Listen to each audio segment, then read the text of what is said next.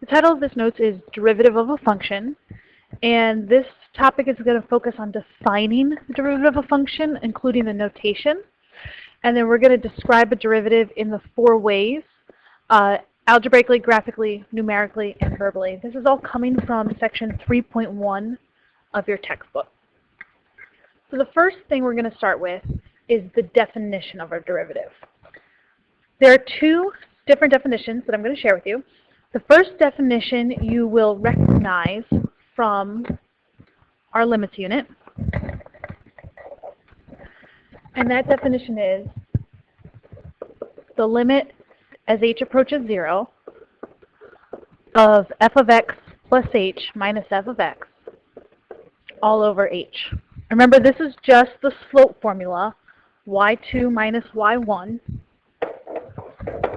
Right? This is just y2 in disguise. This is just y1 in disguise.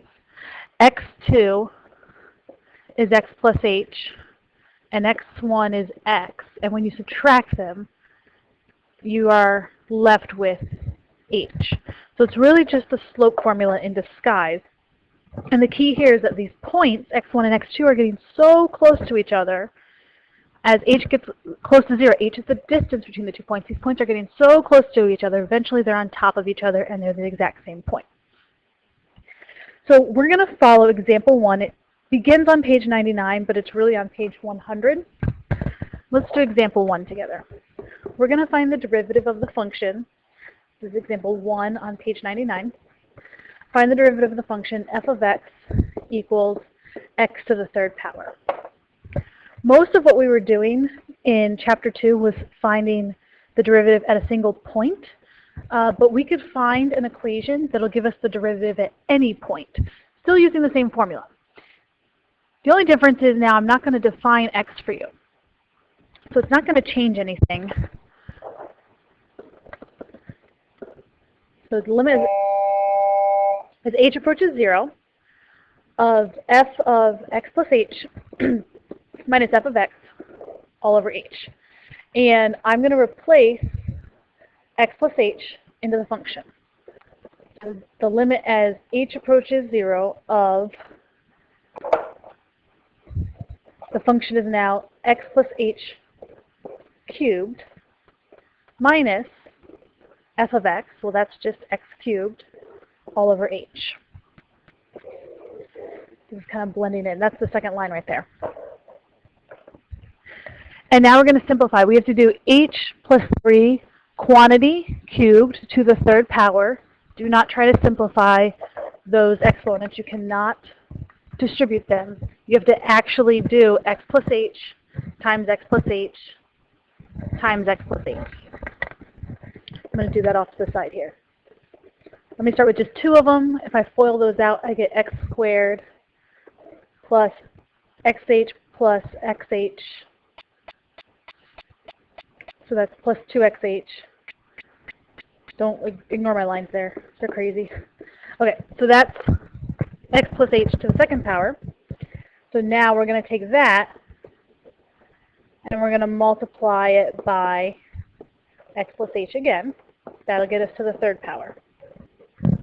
So that's x to the 3rd power plus 2hx squared plus xh squared plus hx squared plus 2h squared x plus h to the 3rd power.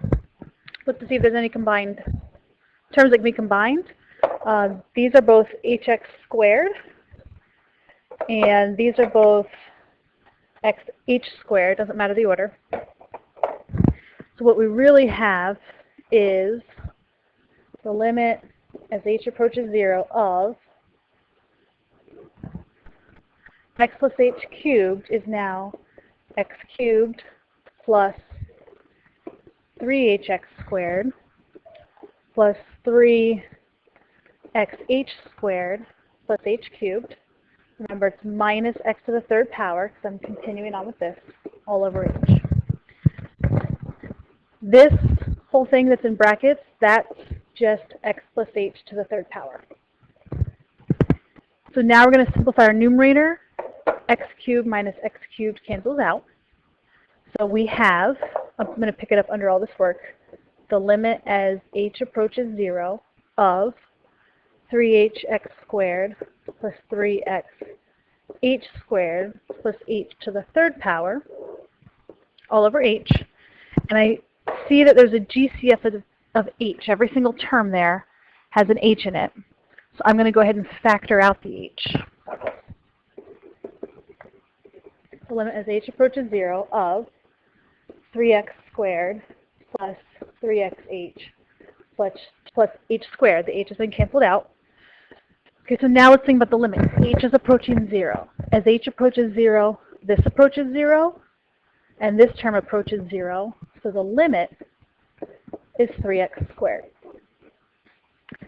This is the derivative of the function. So our function, f of x, equals x to the third power, and the derivative of f is the equation 3x squared. And I could use that equation. What if I wanted to know the derivative at x equals 1? Substitute it into this equation. At x equals 5, put it into this equation. At x equals negative 100, any number, put it into that derivative equation. So that's the definition we already know. There's one more definition. It's just another slope definition. If you look in the middle of page 100, it's in a nice beige box for you. So this time, remember our slope, y2 minus y1 over x2 minus x1. Everything in calculus is just slope, like slope on speed, right? So now we're going to call x2 x, and we're going to call x1 a. So we're going to have f of x minus f of a all over x minus a. And our goal is the same. We have these 2 points on a graph, x and a, and we want to know the slope between them. But a derivative is the slope of a tangent line. So our goal is to get x and a really close to each other. So for x and a to get really close to each other, the limit of x has to approach a, because eventually x will become a. When they're the same point, then we have a single point instead of 2 points. So I'm going to do the same example 1 with this alternate definition. So example 1, again, f of x equals x cubed. And so this time, I'm finding f of x, which is x cubed minus f of a, that's a cubed, all over x minus a. So now I'm going to do some factoring. I have x cubed minus a cubed. That is the difference of cubes. So I need my pattern here. And I know my pattern starts x minus a times x squared, and I believe it's 2ax plus a squared. I'm actually going to pause here and double check that because I'm not sure if that's right. Okay, so I'm just bringing up for you my quick little Google search difference of cubes, and I can see right here. So it should be x minus a, just replace the letter y with an a, x minus a, and then x squared plus xa plus a squared. Let me go back to the notes. It looks like I had that, except there's no 2. Take out that 2, that's wrong. Okay. All right, so we want to know the limit. So let's simplify this as much as possible. Notice there's an x minus a factor in both, so I'm going to cancel it out. So now what I have is the limit as x approaches a of x squared plus ax plus a squared. So remember, x is getting closer and closer to a. So eventually x will equal a. So I'm going to replace x with a. This is a limit by substitution.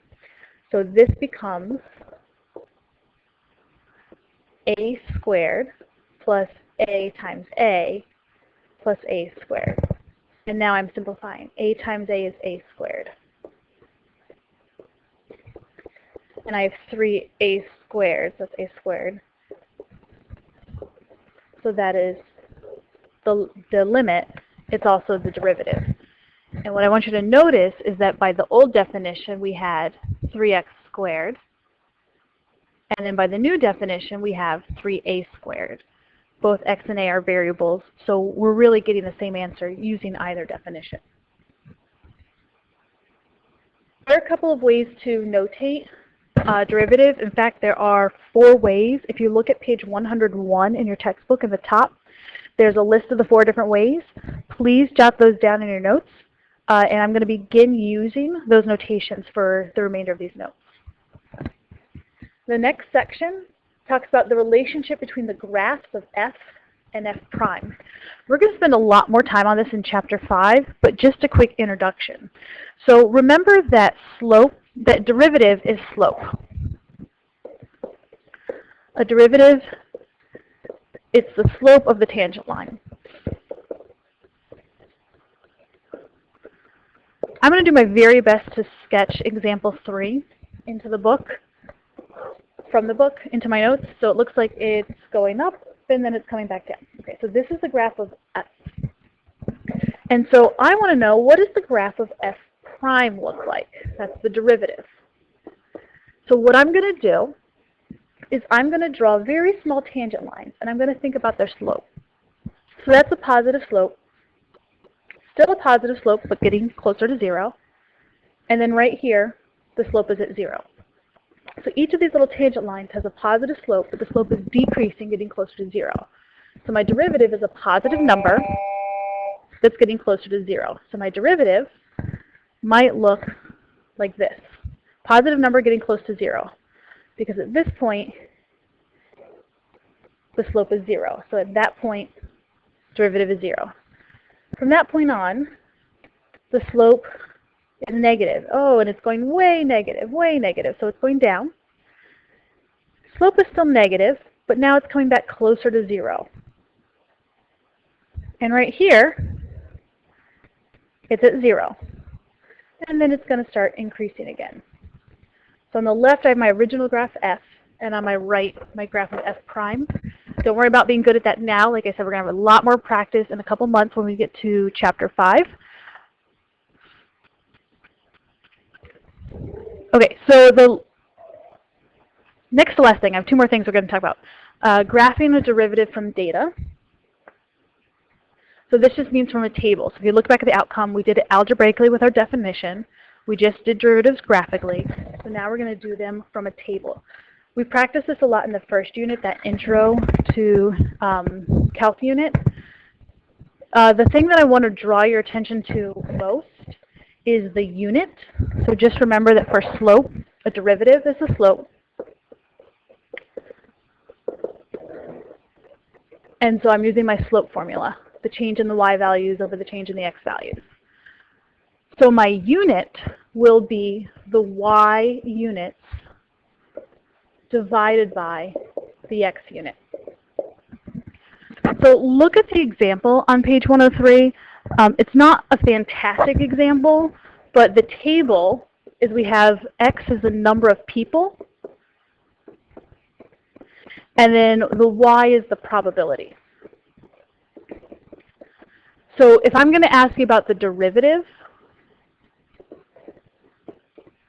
the unit will be probability divided by number of people. Terrible example because that says people. Terrible example because that's not a real unit. But just be prepared to do that. Some of us were still getting wrong when we talk about a velocity graph. If I graph velocity, the input is time in seconds, and the velocity is feet per second. So the derivative is the y divided by the x, the feet per second divided by seconds. Okay, feet per second divided by second is feet per second squared, because you're dividing by seconds twice. So it's seconds to the second power. Okay, we're going to jump to the very last topic. It's one-sided derivatives. It works a lot like one-sided limits. So if I want to know the right-hand derivative, I do a right-hand limit.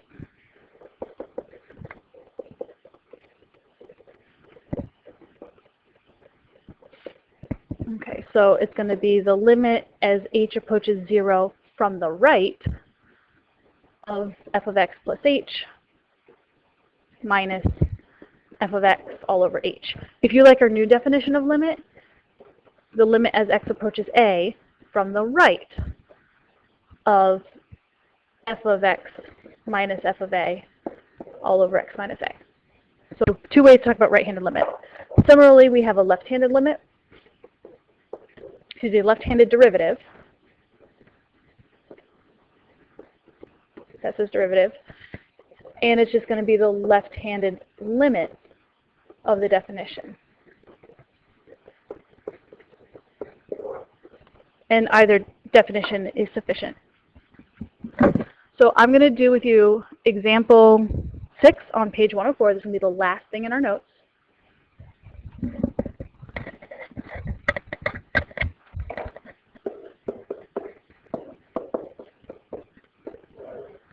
Okay, so we have a piecewise function. So that function, when you are less than or equal to 0, the function is defined as x squared.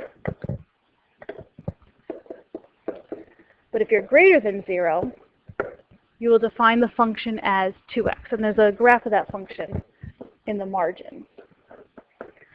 So I want to know, hey, what's the derivative at 0? Well, it's going to be different depending if you're coming from the left or if you're coming from the right. So to find the derivative, let's first come from the right side. So the limit as h approaches 0 from the right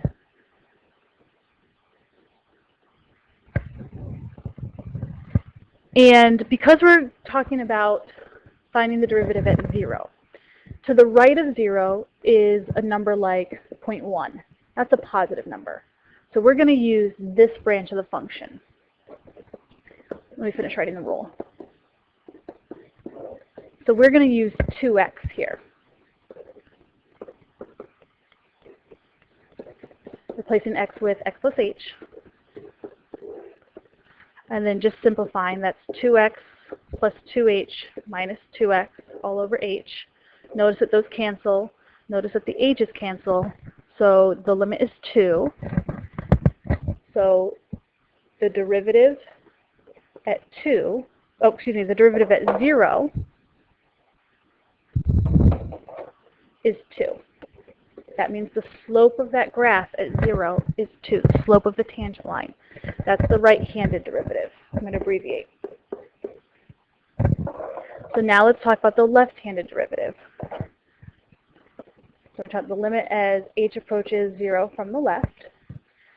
Okay, take a second, look back at our function. If we are to the left of 0, we're at some negative value, negative 0.001, which puts us in this domain, which means we're now using x squared as our function. So our function changes depending on if we're on the left side or the right side of 0. So now our function is x squared. So we're going to do x plus h quantity squared minus x squared all over h. Okay.